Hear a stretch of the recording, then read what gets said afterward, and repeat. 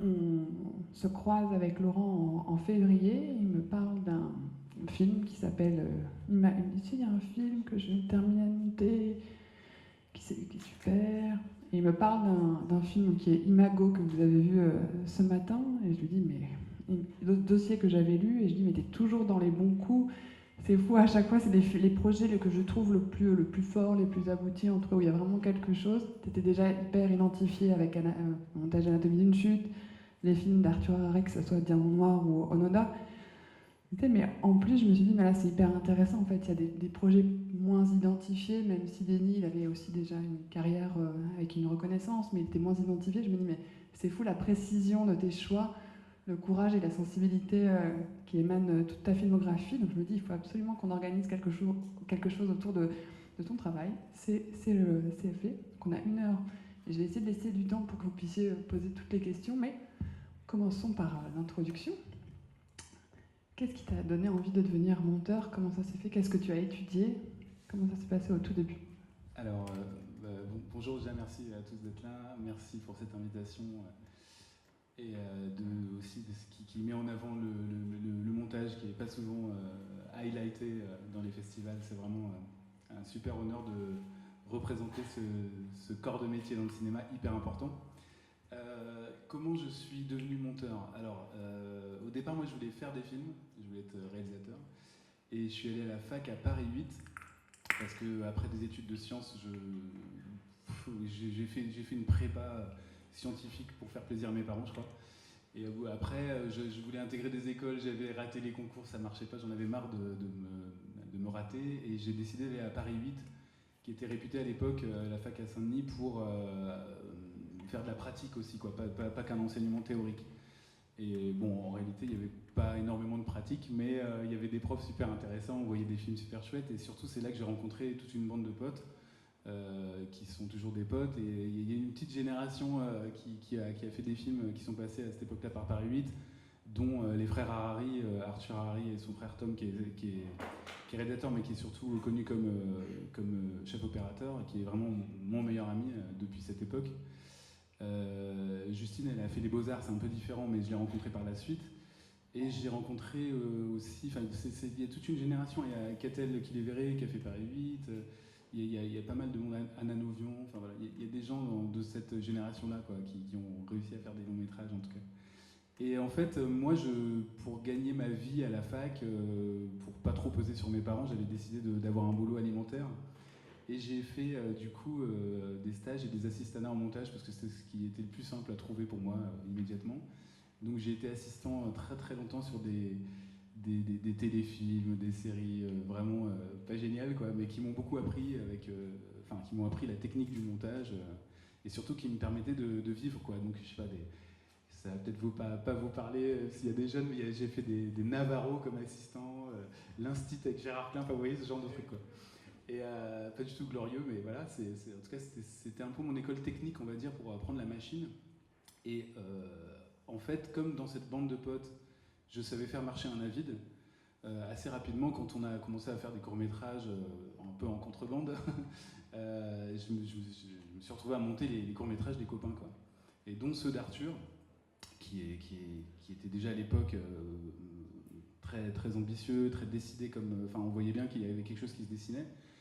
Et en fait, petit à petit, cette relation a continué. Moi, j'ai essayé de faire des films, ça n'a pas trop marché. Enfin, j'ai fait un court-métrage à un moment donné, mais mon projet de long n'a jamais trop abouti. Et à un moment donné, Arthur a fait son premier long-métrage Diamant Noir. Et c'est quelqu'un de très fidèle, Arthur. Il a besoin de travailler en équipe. Et son chef-op, c'est son frère. Et voilà. Donc, m'a imposé ce qui n'était pas forcément gagné à l'époque, parce que c'était quand même Péléas qui produisait. Ils avaient plutôt tendance à encadrer les jeunes réalisateurs de gens plus expérimentés. Et Arthur a réussi à convaincre David Thion, le producteur, que non, il fallait que ce soit son équipe quoi, de court-métrage qui continue. Et voilà, boum, je deviens monteur de long-métrage, enfin d'un long-métrage. De quel long métrage? C'est Diamant Noir.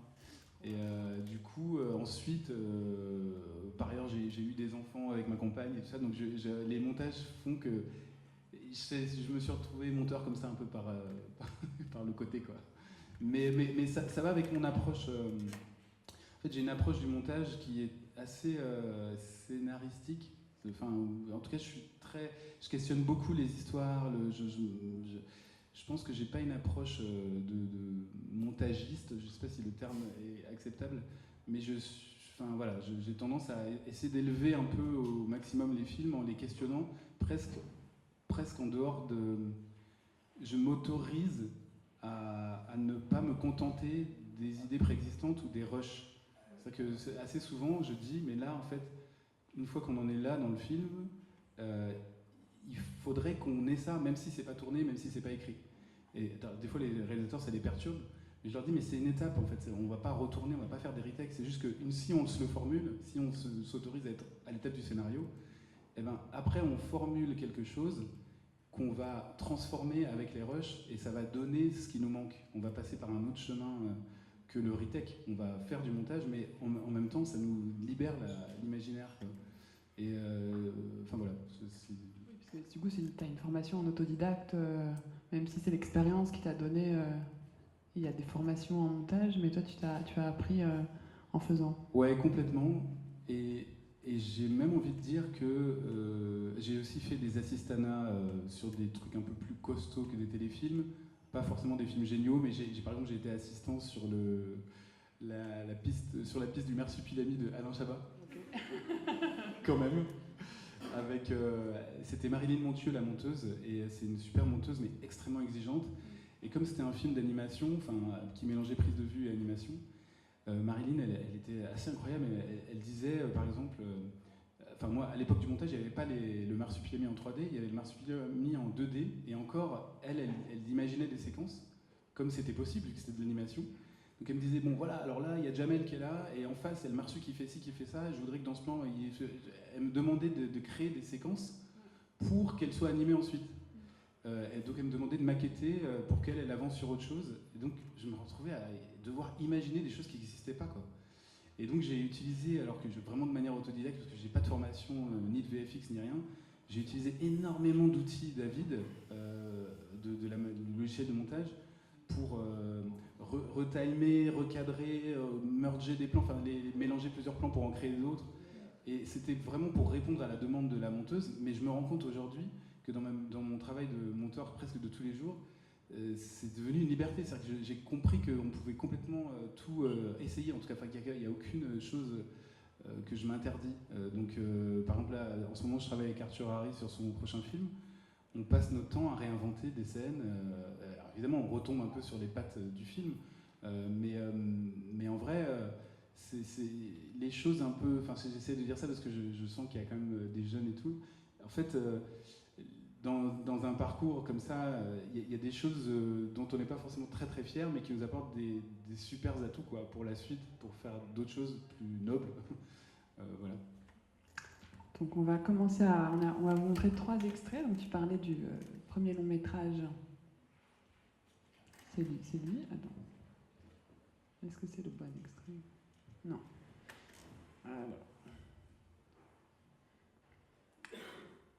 Ça va être là. Ça va être derrière, ouais. Tu peux te. Donc on va regarder. Désolé, ce n'est pas mon ordinateur. Je vais y arriver. Donc j'ai décidé de. Il faut pas que je fasse ça, il faut que je ouvre avec VLC, je le sais. Donc, pendant que je bidouille est-ce que tu peux présenter. Donc c'est le premier film le premier long métrage, pardon, que tu as monté. Est-ce que tu peux dire quelques mots d'introduction? Oui, alors Diamant Noir, du coup, voilà, c'est le premier long métrage d'Arthur. C'est un film qui a été qualifié de néo-noir. Je ne sais pas si certains l'ont vu ou non, pas trop. Enfin, en tout cas, voilà, c'est une histoire. C'est l'histoire de Pierre Ullman, qui est joué par Neil Schneider, et qui, en fait,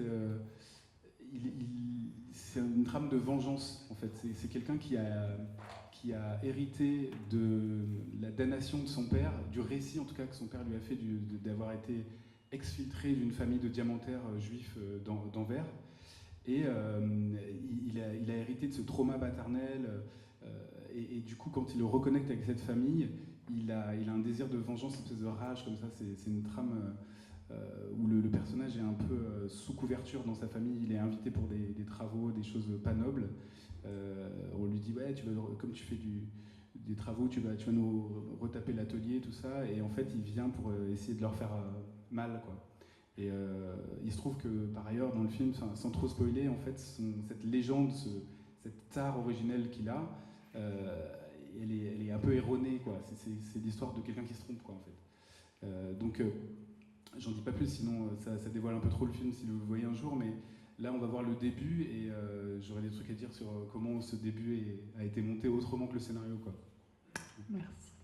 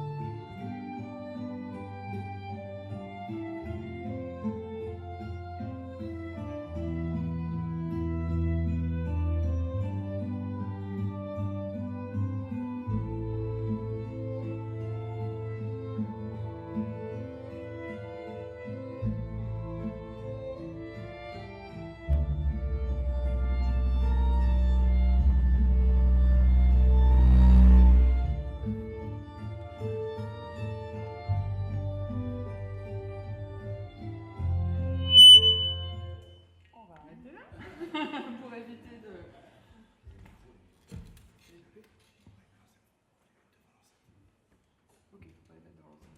Tout le monde entend encore?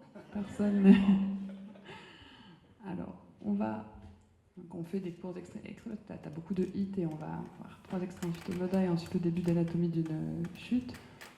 Tu parlais de ta réinvention au montage. Est-ce que ce début était tel que l'avait imaginé Arthur ou pas? Qu'est-ce que vous avez écrit? Ouais, alors voilà, au scénario, cette scène qui est en fait ce fameux mythe, cet héritage qui est rapporté, hein, c'est l'histoire que lui a raconté son père, évidemment, il l'a pas vécu.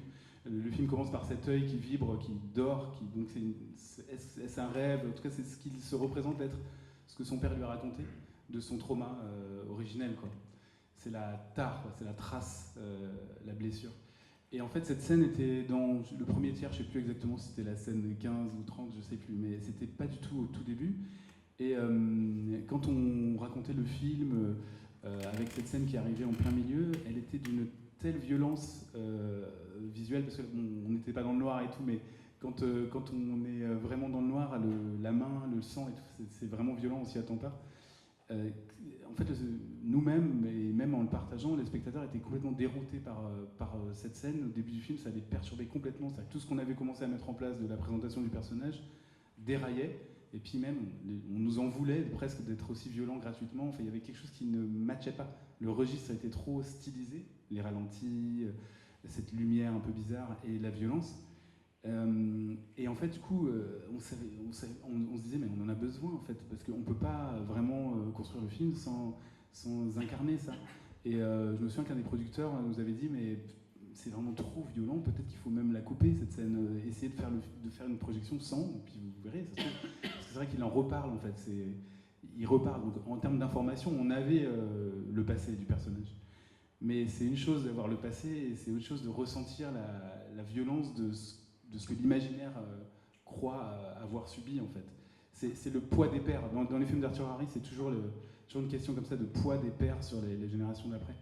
Et donc on voulait absolument que ce soit ressenti, et bon, c'est pas faramineux, mais à un moment donné on s'est dit, un tel registre qui semble hétérogène, plutôt que de l'expurger d'un programme, d'un film, en fait, parfois il faut oser le placer en pierre angulaire des films, parce que le début des films, c'est le générique, c'est méta, il y a quelque chose qui est un peu post-prod, quoi. Et du coup, en fait, on s'est dit, mais en fait, ce serait une super séquence générique.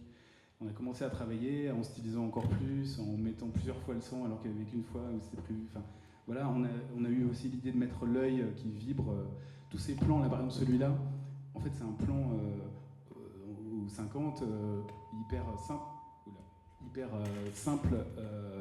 Et en fait, on a osé zoomer à 400%. Enfin, on a restylisé complètement la séquence pour en faire un support à générique. Et ensuite, quand on accompagne le personnage, parce qu'on avait fait ce test de projection sans cette scène, et franchement, le film était hyper fade, quoi. Tout le début, on se disait, bon, ok, ça faisait un peu chronique de film, enfin, je sais pas, où voilà, il a des potes, après il rencontre sa famille d'avant, enfin, son père meurt, donc il y avait un côté très chiant, quoi. Alors que cette scène, elle place le curseur à un endroit de la blessure et à un endroit de la blessure psychique du personnage, qui fait que tout le reste, tout le début du film, on est rendu paranoïaque par ça. On est dans son point de vue émotionnel. Et du coup, c'est très important. Cette opération, en fait, elle avait l'air de... C'était pour sauver une séquence, mais en fait, ça sauve le film, la première demi-heure en tout cas. Voilà. Et si on avait continué, je crois que ça finit par l'œil qui... voilà, parce que c'est par ailleurs ce motif de la meuleuse qui taille les diamants. En fait, à un moment donné, ça devient comme un œil. C'est un peu dommage de ne pas être allé au bout, parce que ce très long plan de dézoom, peut-être sans le son, il y a un moment donné où ça devient l'œil, quoi. Et ça, c'est pareil, c'est une idée de montage, d'avoir mis le titre là-dessus. Il y a une homothétie entre l'œil et la meuleuse, et en plus, il a cette espèce d'orgelet là qu'on a créé en VFX. Je sais pas si ça s'appelle comme ça, je suis pas médecin, mais en gros, le personnage passe son temps à se mettre des gouttes dans l'œil. C'est comme s'il avait dans son corps la matérialisation de sa damnation, quoi. Et il va mettre 1h40 à se rendre compte qu'en fait, c'est plus compliqué que ça. Voilà. Et dans ce film-là, justement, tu disais que Arthur, face au producteur, vu que toi c'était ton premier long métrage, il avait dit « je veux vraiment travailler avec lui ». Est-ce que les producteurs ensuite avaient des versions de montage? Quelle liberté vous aviez pour travailler le montage tous les deux? Alors par contre, ils nous ont vraiment fait confiance. Enfin, là-dessus, après, c'est vrai qu'on était déjà un peu des grands garçons, c'est-à-dire qu'on était beaucoup pas à se laisser aller, à se rassurer. Enfin, Arthur, c'est quelqu'un d'extrêmement courageux. En salle de montage, le courage, c'est ne pas avoir peur d'entendre que quelque chose ne va pas. Pour moi, c'est vraiment ça. Il y a des réalisateurs plus ou moins à l'aise, il y a des gens qu'il faut préparer un peu avant de leur dire, bon là, il va falloir couper ça. Ou alors, Arthur, non, il peut vraiment tout entendre, il veut même bien voir plein de choses. Et puis, si c'est convaincant, c'est convaincant. Si ça lui va pas, il le formule, il argumente. Et c'est un réalisateur extrêmement agréable pour un monteur, parce qu'on a beaucoup de place et en même temps, il prend toujours ses responsabilités, quoi. C'est une sorte de Zidane un peu. Non, je rigole. Mais il est vraiment très fort, quoi. Voilà. Quand tu dis prendre ses responsabilités, ça veut dire quoi? C'est que toi, tu vas lui faire des suggestions? Oui. Et c'est à lui de décider... Oui, c'est-à-dire qu'en fait, il écoute énormément. C'est pas quelqu'un c'est pas le chef qui sait, qui dit tu me fais ci. C'est qu'est-ce que t'en penses, qu'est-ce qu'on fait, et du coup, nous, on est là pour secouer le film au maximum, essayer de trouver le plus de panoplie de solutions. Et surtout, l'idée, c'est d'accompagner le spectateur, enfin d'essayer de trouver comment le spectateur va être le plus avec nous, en fait. Donc, ça se fait pas tout seul. Il y a plein de... les gens qui écrivent et qui ensuite tournent et enlèvent les claps, peut-être ça existe, tu vois, peut-être Polanski, j'en sais rien, mais moi, je crois que ça n'existe pas. Je pense vraiment que le montage, c'est une étape hyper importante où, en secouant, en projetant, en essayant plein de possibilités, c'est là qu'on propose au spectateur la meilleure soirée, quoi. Et donc du coup, ouais, Arthur, il est vraiment très à l'écoute, et en même temps, quand on le met face à des choix, il sait les faire. Et des fois, il dit, écoute, je vois très bien ce que tu veux dire, mais ça emporte un peu le film vers un cinéma que j'ai pas envie de faire, donc c'est plus fort ce que tu dis, mais il faut qu'on trouve autre chose, tant pis si ça prend plus de temps, parce que moi, ça me va pas de faire ça. Donc c'est hyper agréable, parce que bon, bah, c'est clair, on va dans une autre direction, voilà, mais il a écouté. Et c'est un montage qui a duré combien de temps, Diamant Noir? Diamant Noir, ça a duré 5 mois, ce qui est déjà, enfin oui, 5 mois à peu près, un peu moins. Ce qui est beaucoup pour un premier long. C'est vrai que du coup, cette façon de fonctionner, de vraiment pinailler, enfin on va très très loin dans les détails et dans la reconstruction, et ça prend du temps. C'est pas des montages qui se font vite, parce que, bah, par exemple, voilà, il y a cette liberté qui suppose industriellement, il faut faire les choses. Après, il faut tester. Quand on a une bonne idée, faut qu'elle marche. Faut pas que ce soit une idée, il faut que ce soit une scène. Donc ça prend du temps, tout ça. Et donc ensuite, tu travailles sur d'autres projets. On va avoir ensuite la deuxième collaboration en long métrage que tu as faite avec Arthur sur Onoda, qui est un projet qui a lieu 4-5 ans après, je crois. Quel est votre lien entre les différents montages? Tu dis que c'est un ami, vous continuez à vous voir. Est-ce que c'est du fait de votre lien? Tu lis les scénarios, tu anticipes, tu lui dis pense au montage dans l'écriture? Oui, mais en général, comme en plus on se connaît depuis petit, quoi, enfin depuis les courts-métrages et tout ça, il me fait lire 2-3 versions en général, à des étapes, voilà, quand il commence à avoir quelque chose de solide. Et il n'y a pas qu'à moi, hein, il fait lire aussi à des collaborateurs. Par exemple, Benjamin Papin, son premier assistant, c'est le même depuis toujours. Enfin, on est 3-4 autour de lui, Tom, son frère, à lui faire des retours sur 2-3 versions. Et évidemment, moi, à mon endroit, souvent, je dis, bah, là, les gars, c'est sympa, mais prévoyez quand même des contre-champs, des articulations, parce qu'ils aiment beaucoup les plans séquences, les deux frères Harari. Et bon, ils ont constaté, quoi, que c'est pas toujours simple, quoi. Mais de fait, c'est leur nature. Donc là, par exemple, ils en ont refait pas mal sur le prochain. Et on leur casse la gueule au plan séquence, quoi, au montage. On est obligé, en fait, parce que c'est des intentions trop fortes qui empêchent la grammaire entre les scènes, quoi, quand des plans prennent trop de place. Et du coup, Arthur, maintenant, il le sait, mais c'est plus fort que lui. Il propose quand même des plans un peu chorégraphiés comme ça, ce qui est super, hein. Il y a de la mise en scène, mais il faut reconstruire au montage beaucoup. En quoi le plan séquence, il empêche la grammaire de se créer? C'est que ça prend trop de temps, il y a trop d'éléments? En fait, alors c'est pas toujours, hein, il y a des plans séquences géniaux, moi que j'adore au cinéma, et même dans les films d'Arthur, il y a des plans séquences. Mais ce que je veux dire par là, c'est qu'ils ont une petite tendance, les frères Harari, à s'entretenir et aller assez loin dans la forme. C'est-à-dire qu'il y a des mouvements d'appareil, et puis hop, et puis truc, et en fait, voilà, ça dure 2 minutes, alors que dans le scénario, la scène, il faut que ça avance, quoi. On peut pas attendre que la beauté, le déploiement de la beauté tout le temps, quoi. Il faut que ça avance, quoi. Voilà. Justement, en introduction, donc, Onoda se fait. Est-ce que tout le monde l'a vu? Qui n'a pas vu Onoda? Oui, c'est un film qui a été peu vu. Pourtant, c'est un film magnifique comme tout ce que tu as fait, mais particulièrement, est-ce que tu peux dire 2 mots avant que je lance l'extrait sur Oui. Alors Onoda, c'est d'après un personnage historique. C'est un de ces soldats. Pardon. Il s'est lancé en... Je ne sais pas où il est.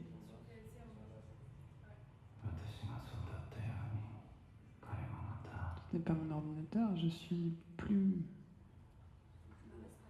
Dans l'espace, là? Ah voilà. Merci. Je te laisse pas. Alors Onoda, c'est l'histoire d'un de ces soldats japonais qui en fait a été formé pour ne pas arrêter la guerre.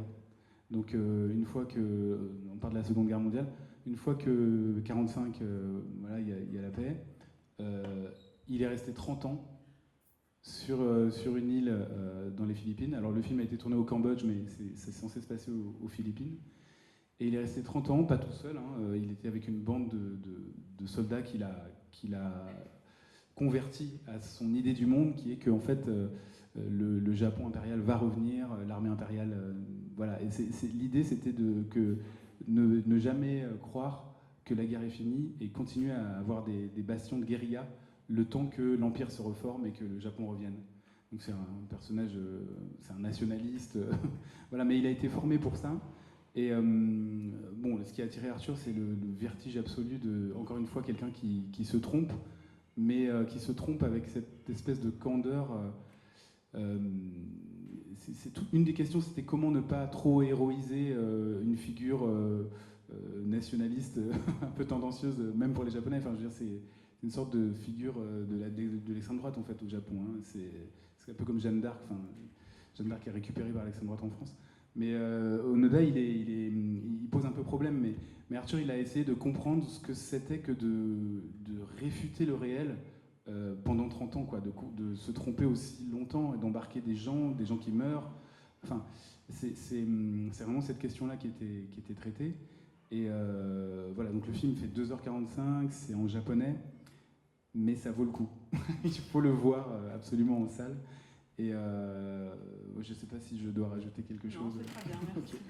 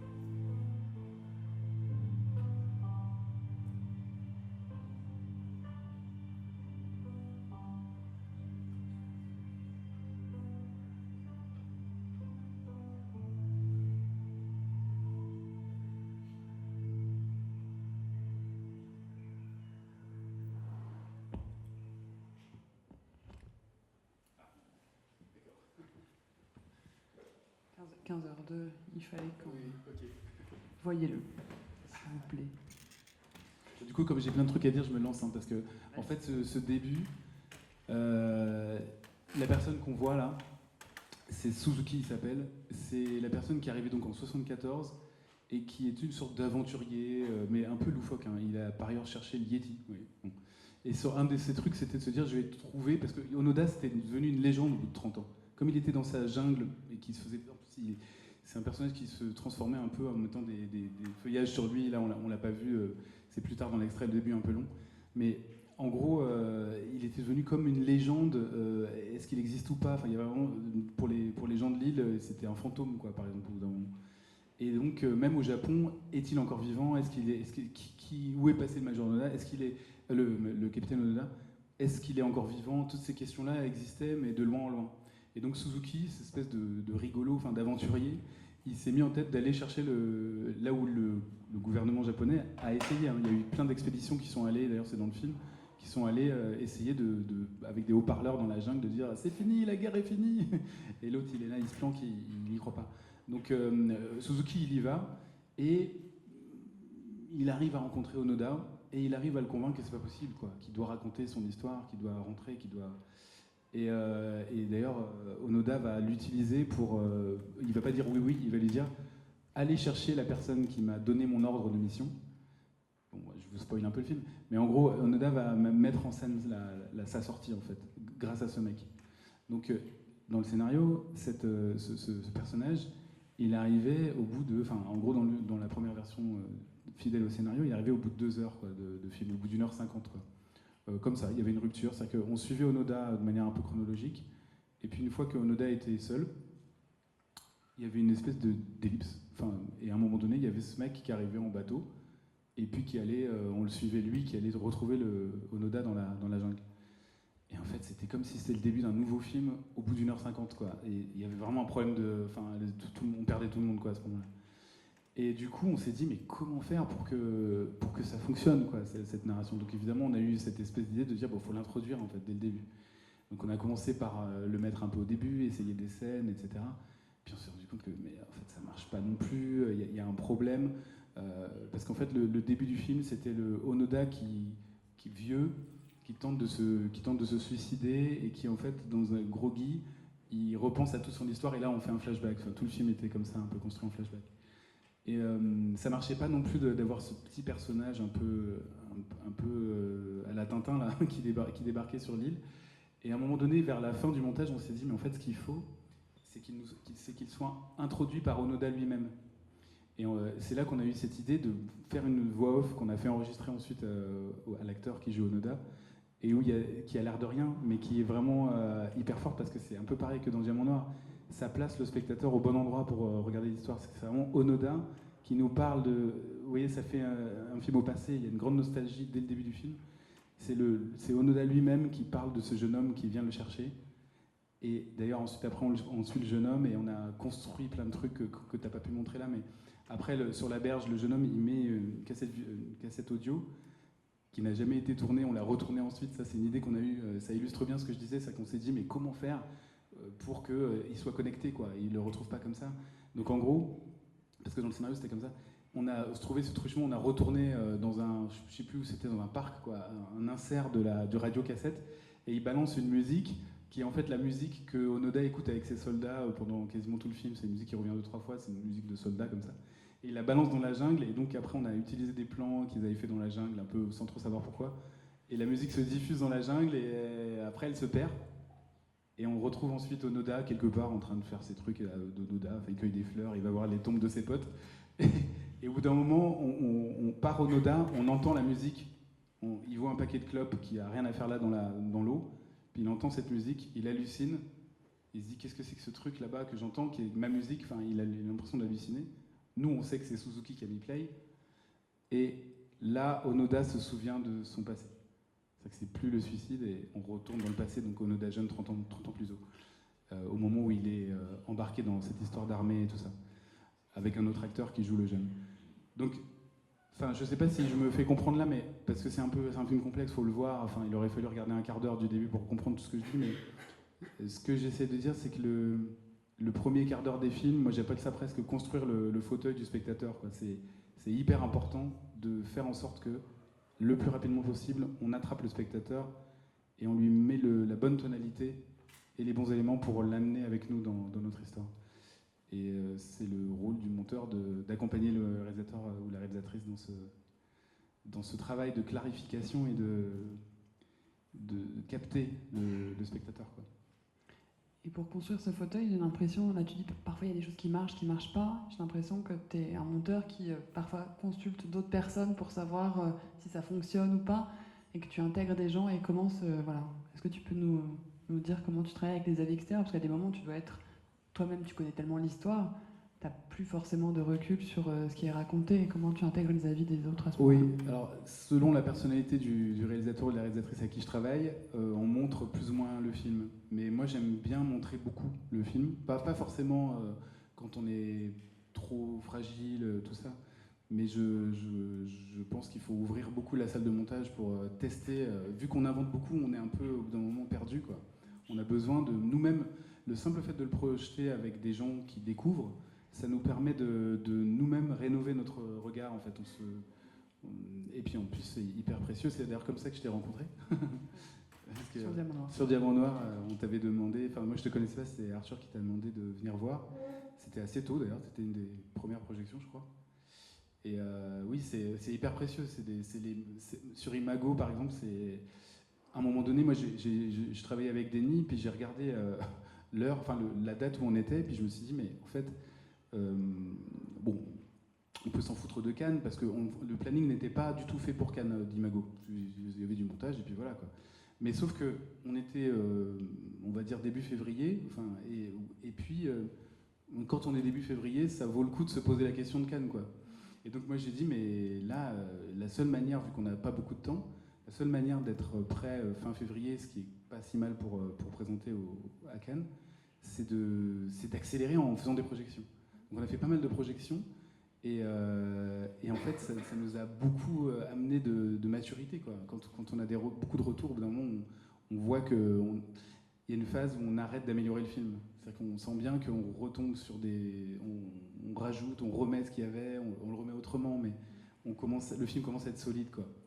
Et voire même, il y a même une phase dans les montages, vers la fin, où, moi je l'identifie maintenant assez bien, où les spectateurs, quand on leur met le film, ils parlent d'eux. C'est-à-dire qu'ils parlent d'eux, le film les a regardés et ils se livrent. Et donc là on est vers la fin. C'est vraiment. C'est-à-dire dans les retours de montage, ouais, quand les gens commencent à parler d'eux, tu te dis là le film est mûr. Ben, c'est j'aime pas, ou alors moi ça m'évoque ça, ou alors je suis bouleversé, ou alors. Et du coup il n'y a plus de problème. Les gens sont devant un film, quoi. C'est vraiment palpable. Il y a une projection à un moment donné où ça apparaît, heureusement, où il n'y a plus de choses, de grandes choses à faire, quoi. Il faut laisser. Après, c'est des détails, quoi. Mais, Avançons, donc il y a aussi un film donc, qui t'a rendu mondialement connu avec la nomination aux Oscars, qui est Anatomie d'une chute, et tu as commencé à travailler avec Justine Triet sur Sibylle. Non, alors, parce que La Bataille, ce n'est pas toi. La Bataille, c'est pas moi, mais j'ai fait Victoria. Tu as fait Victoria avant, merci. Après Diamant Noir. Et encore avant, j'avais fait un documentaire avec elle qui a été peu vu, qui s'appelle Des ombres dans la maison. C'est un documentaire qu'elle a fait au Brésil. Au Brésil, hein, son tout premier. Ouais. Et qu'est-ce qui a fait donc dans votre trajectoire qu'à des moments tu travailles ou non avec elle? Comment la collaboration? Est-ce que c'est elle qui choisit? Est-ce que c'est toi qui dis non, La Bataille, ça m'intéresse pas? Ah non, pas du tout. Non, en fait, sur le documentaire qu'elle a fait au Brésil, c'était il y a très longtemps, je sais plus quand c'était. Elle avait commencé, elle, à faire une première version. Et je voulais le préparer pour ne pas avoir la... Mais... Ah, super. Et donc, je l'ai aidé, on était un peu deux au montage de ce truc, mais en fait, on avait une relation encore commençante, quoi. Et elle avait déjà Vilaine fille, mauvais garçon, elle avait, je crois, monté avec Damien Maestraggi, je crois. Et c'est lui qui a fait La Bataille. C'était son monteur de fiction, on va dire, enfin, de ses premiers films, quoi. Donc, d'ailleurs, Damien, c'est un super monteur. En ce moment, il est dans la salle à côté de moi, là. Mais je crois que... Bon, après, Damien, il est un peu... il est un tout petit peu... comment dire... il est un peu taiseux, quoi. C'est un peu un ours. C'est un très très bon monteur, mais il est pas trop loquace et tout. Donc, je crois que Justine, elle a besoin d'un bavard comme moi. Enfin, pas forcément bavard, mais je veux dire... à un moment donné, elle avait envie de changer, et donc elle m'a proposé de faire Victoria. Puis comme on s'est super bien entendu, elle est super drôle. Enfin, c'est quelqu'un. Voilà, on a été très sérieux et besogneux, mais en même temps, on s'est beaucoup amusé. Et du coup, après, elle m'a reproposé sur Sibylle. C'était plus compliqué, Sibylle, parce que le film était plus dur à trouver. Elle était enceinte. Arthur était en train de tourner au Noda, au Cambodge, et ils avaient une fille de 10 ans. Et waouh, sa vie était compliquée à ce moment-là. Et du coup, pour la collaboration, c'était pas évident, Sibylle. Mais on a réussi à sortir de là. Et est-ce que ça joue, du coup, connu que Arthur et Justine sont ensemble. Est-ce que, vu qu'il y a ce rapport de confiance où on discute de façon intime, est-ce que ça fait quelque chose au montage, le fait d'être un peu au milieu d'un couple? Sur Anatomie, ça s'est plus vu parce que il n'était pas au Cambodge et il a écrit le scénario aussi, ce qui n'était pas le cas sur Sibyl, peut-être. Si, sur Sibyl, il a coécrit le scénario, mais un peu de plus loin, quoi. Alors que là, c'est vraiment à deux qu'ils ont écrit Anatomie. Et en plus, Arthur, il adore le montage et tout. Donc en fait, il est crédité en collaboration au montage parce qu'il venait assez régulièrement nous aider, aussi régler ses comptes avec Justine, parce que comme ils ont écrit le scénario, des fois il disait ouais, ton scénario de merde là, règle-nous ça s'il te plaît, je vous laisse 2 heures là.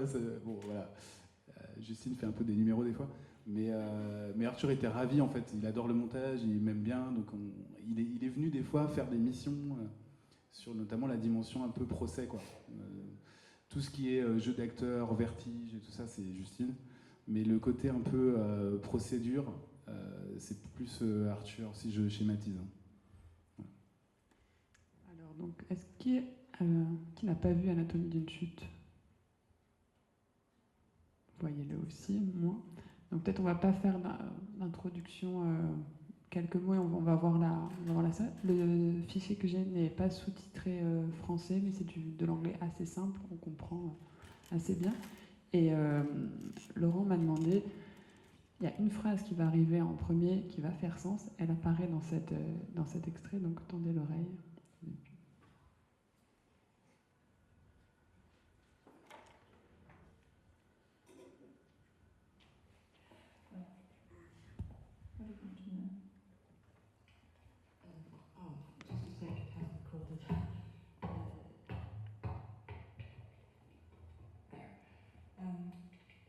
So, the way you describe the son's accident, it's troubling to the reader because we know it's your life. Do you think one can only write from experience?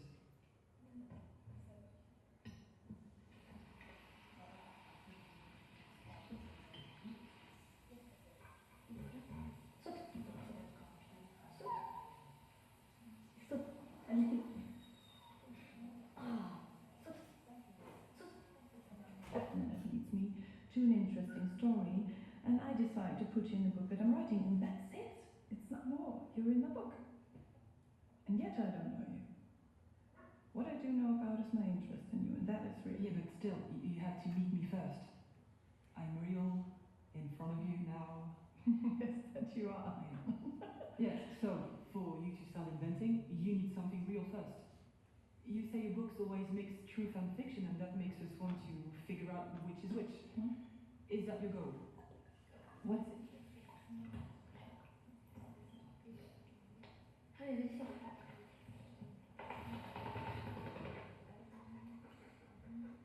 Viens, Snow, viens. Viens, voilà, viens, c'est bon, c'est chouette. Tu te rends. Il n'y a plus de saleté.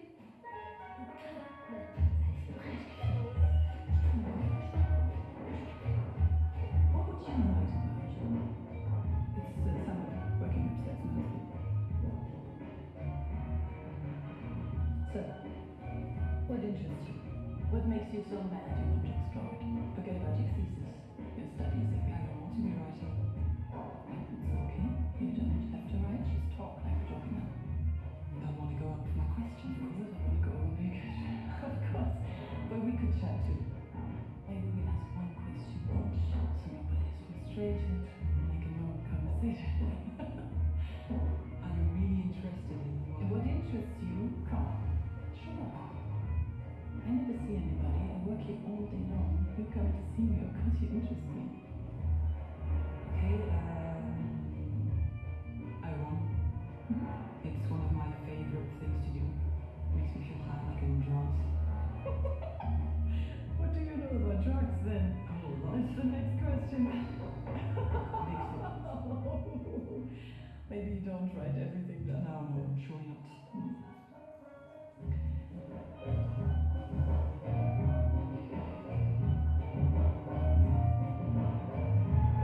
I told you. We should have done this in Grenoble. It's fine. I'll write yours. But I have many questions. Maybe you don't have the time. Oh, don't worry about time.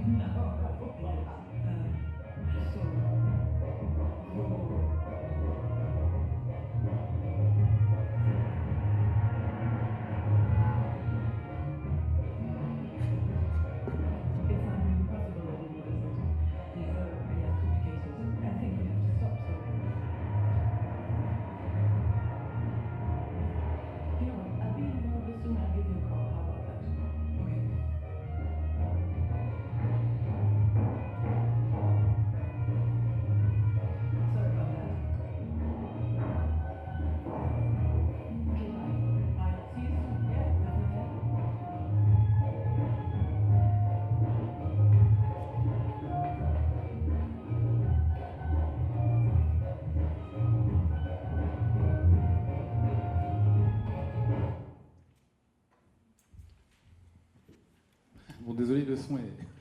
On a poussé un peu les bouchons dans le film, et du coup, là, ça rend encore plus... Mais... Alors, qu'est-ce qu'on peut dire qu'est-ce que tu veux dire sur ce début et sur cette phrase qui est signifiante pour toi, What do you want to know? Oui, en fait, je t'ai demandé ça parce que c'est vrai que dans pas mal de fois où j'ai accompagné le film, les extraits démarraient à l'image. Alors, en fait, le vrai début du film, c'est le son, c'est la voix de Sandra Hüller qui dit Ok, well, what do you want to know about me? Alors, supposément, qu'est-ce que vous voulez savoir quoi, sur moi? Et en fait, le film va tellement tourner autour de qu'est-ce qu'on veut savoir à propos de Sandra Hüller, enfin de Sandra Voiter dans le film, que c'est quelque chose qu'on a vraiment choisi. Et en fait, il y a ces voix qui démarrent, et quand l'étudiante commence l'enregistrement, commence l'image du film. Enfin, c'est un petit truc qui permet de rentrer pas à pas, parce qu'en fait la scène va devenir... je trouvais ça intéressant qu'on démarre de zéro, presque du noir, du début du signal, puisque en fait après on va saturer. C'est vraiment comme si on partait du blanc et qu'on rajoutait des couleurs, et qu'on arrivait dans le noir, quoi. C'est vraiment le zéro. Il y a d'abord un son, qu'est-ce que vous voulez savoir, et puis ensuite les images viennent, les sons s'amplifient. Et en fait toute la scène est travaillée. C'était hyper compliqué à régler, notamment au mix. On a passé, il y avait Justine, moi et Arthur, et évidemment l'équipe son, enfin le mixeur, et ça, on a dû vraiment s'y reprendre je sais pas combien de fois pour obtenir ce niveau de saturation, parce qu'en fait la musique est un personnage du film, en fait, réellement. D'ailleurs cette musique va revenir au procès, enfin, et c'est la façon, c'est le corps, c'est vraiment le corps du père qui est pas là, qui est soi-disant en train de faire des travaux là-haut, et on le comprend que par la musique.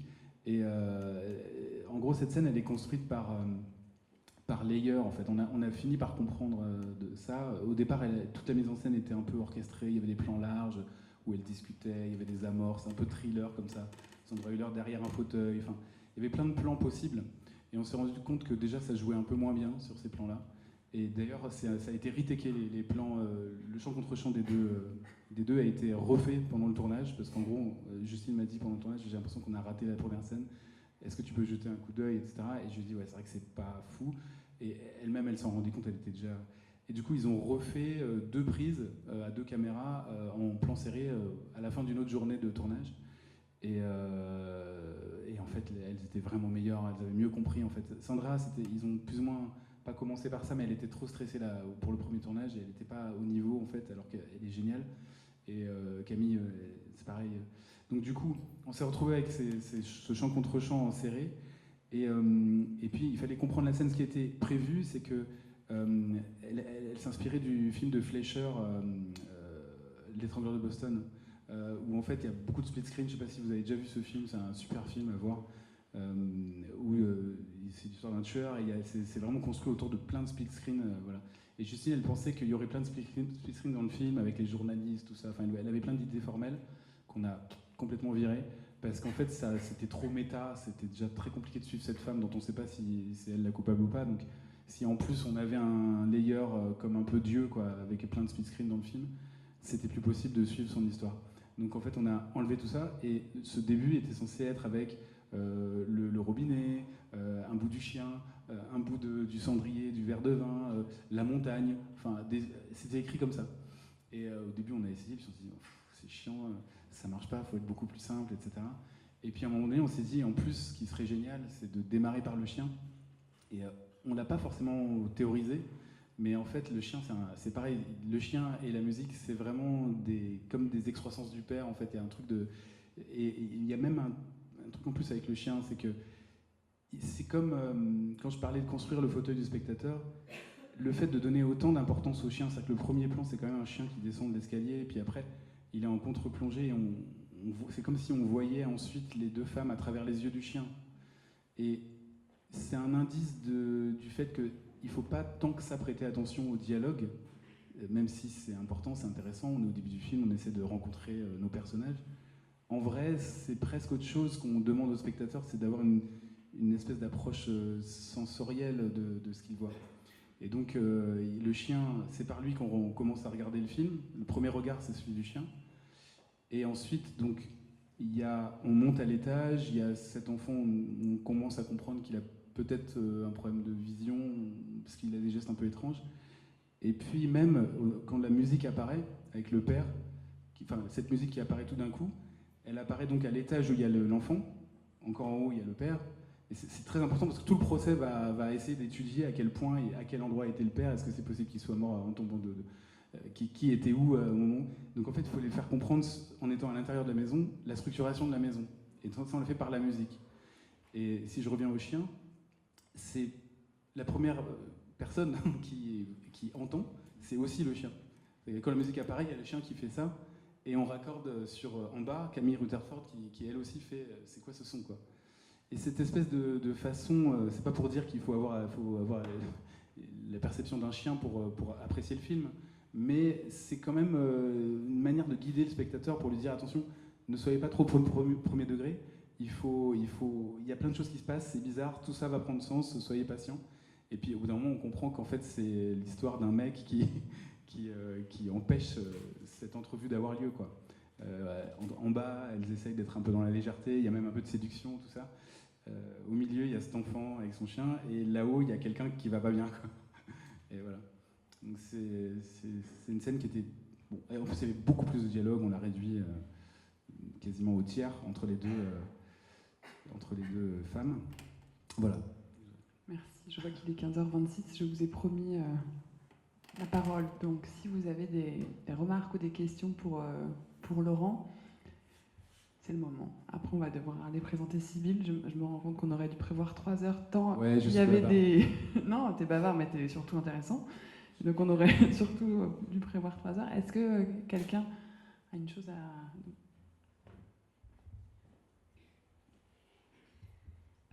Bonjour, déjà merci d'être présent aujourd'hui. Moi j'aurais une question d'ordre personnel pour vous.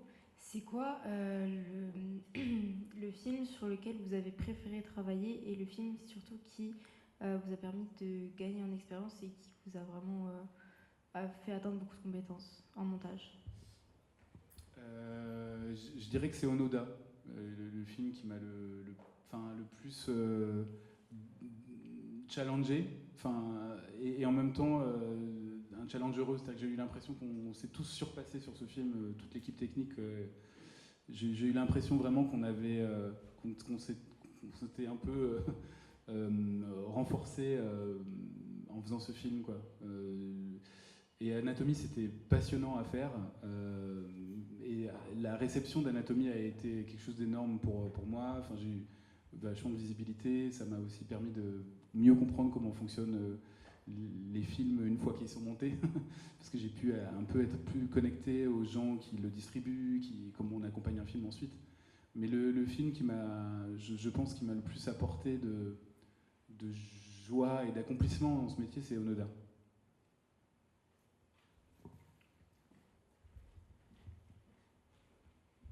Bonjour, merci pour cet entretien. J'ai une question par rapport, le monteur est méga important et travaille vraiment avec le réalisateur. Est-ce que vous avez des conseils à nous donner pour des futurs réals par exemple, ou même des futurs scénaristes? Puisque j'ai l'impression qu'il n'y a pratiquement aucun film donc, qui suit à la lettre le scénario. Il y a toujours des bifurcations pendant le montage pour mieux comprendre en tout cas. C'est d'ailleurs un rôle hyper important que vous tenez. Mais du coup, quels conseils vous donnez, ou en tout cas, qualité le réal devrait avoir, puisque je comprends que s'éloigner d'un scénario sur lequel on tient peut être difficile, mais en même temps c'est hyper important. Donc j'imagine que l'ouverture, vous le conseillez vraiment, en tout cas de travailler sur ça en tant que réal. Oui, moi je pense qu'en fait, ce qui ne doit pas être évident quand on est notamment un jeune réalisateur, c'est qu'on a envie d'arriver dans le monde avec sa spécificité, ses idées fixes, et c'est hyper important ça. Et du coup, je pense qu'il faut savoir ne pas dérailler de son axe, mais en fait, il y a tellement de manières d'aller à un endroit précis que je conseillerais moi aux jeunes auteurs d'écouter les collaborateurs. Ça veut pas dire, en gros, être à l'écoute, tester. Par exemple, une attitude d'un réalisateur en salle de montage idéale, c'est ouais, tu me dis ça, bon. Si ça prend, moi j'y crois pas trop, mais si ça prend 5 minutes, 10 minutes, d'essayer quelque chose pour qu'on voit où ça mène, fais-le, parce que je préfère le voir, parce que là, j'ai du mal à... On économise énormément de temps à voir, et parce que même le monteur qui a proposé l'idée, lui-même en voyant, il va se dire « ouais, c'est pas génial », mais ça va rebondir en fait. Et l'idée n'est pas de dévoyer quelqu'un, Moi, j'ai aucun plaisir, enfin d'ailleurs, j'adorerais que les scénarios marchent tout seuls et tout ça, mais c'est Alan Haim, un fameux monteur américain que j'avais croisé grâce à Anatomy à Los Angeles, c'est le mec qui a monté le lauréat, enfin voilà, c'est une espèce de gros star. Maintenant, il est vieux, hein, je crois qu'il est président du syndicat des monteurs aux États-Unis. Il a 80 ans, je crois. Mais il m'avait dit, il y a tellement de gens qui s'imaginent que les films jump du tournage à l'écran, alors que nous, on existe, et franchement, voilà. En gros, il faut pas négliger l'apport des collaborateurs, quoi. Enfin, le monteur, il n'est pas là pour embêter, hein. C'est vraiment pour le bien du film. Après, c'est aussi notre boulot de dire au bon moment les choses, de la bonne manière, de pas brusquer, quoi, de faire entendre que c'est de la bienveillance avant tout, de proposer des choses un peu différentes, quoi.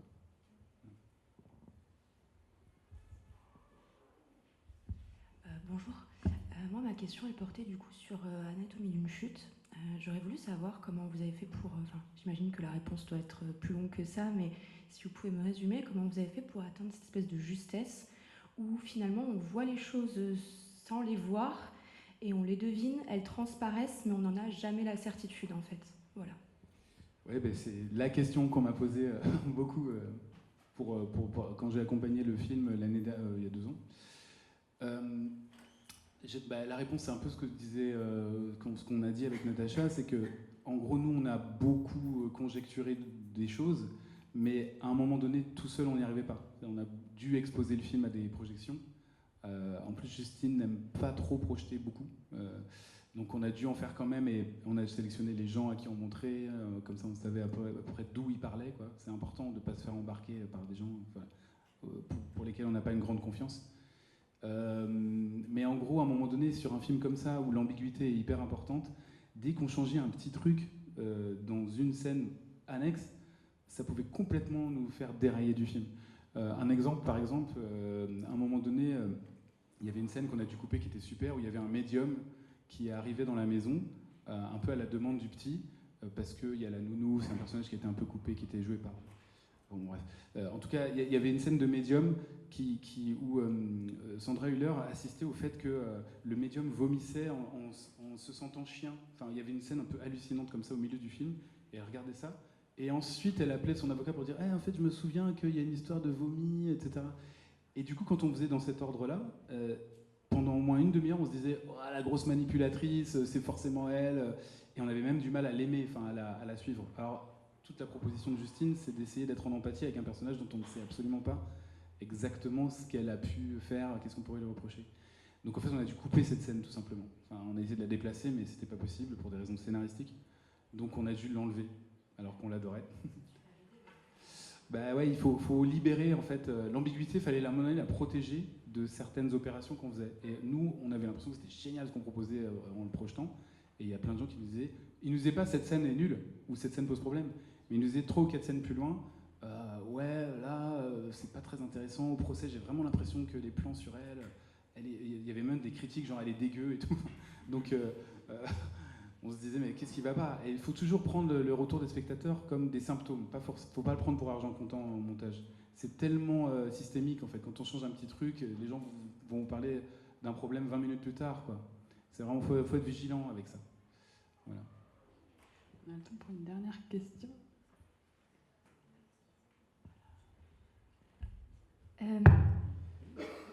Moi, j'aurais une question pour Onoda. Je ne sais pas si je prononce bien.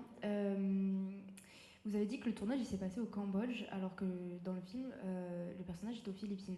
Est-ce qu'au montage, il y a certains mécanismes qu'on va employer pour donner l'illusion au spectateur que le film se passe dans un autre pays, et lesquels? Oui. Alors déjà, les figurants, c'était des Philippins. Enfin, ceux qui jouaient les autochtones, il n'y en a pas beaucoup dans ce film, parce que Onoda est souvent seul dans sa jungle, dans sa hutte.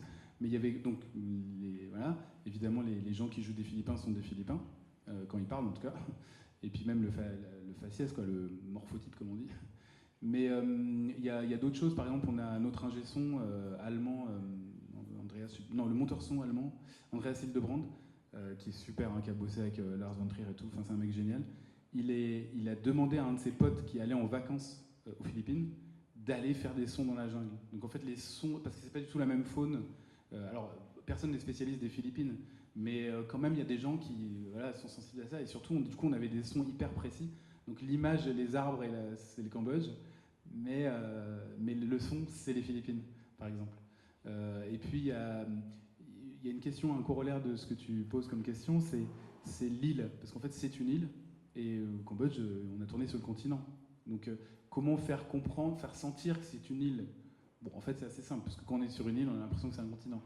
Ben, en fait, il faut en prendre conscience, et puis on a multiplié les plans de cartes et de rapports entre des plans larges, de découvertes, parce qu'à un moment donné, Onoda cartographie l'île, et note des points de repère, des endroits pour faire des embuscades et tout ça avec ses potes.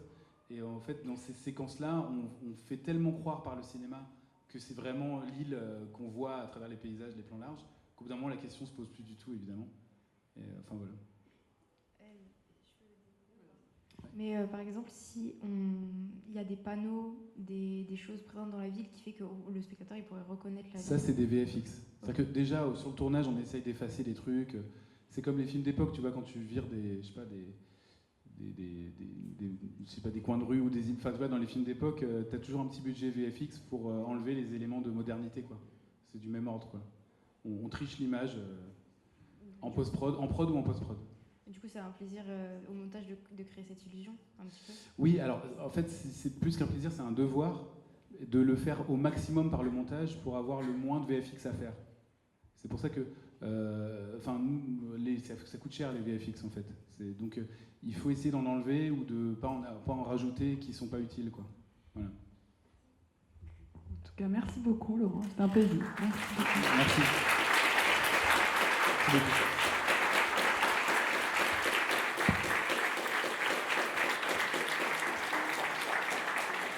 Merci beaucoup. Pour votre accueil, à vous et à toute l'équipe du FIFIM aussi, j'ai oublié de le dire. C'est pas seulement l'invitation qui est un honneur, c'est aussi un super plaisir d'être accueilli par toute l'équipe dans ce festival.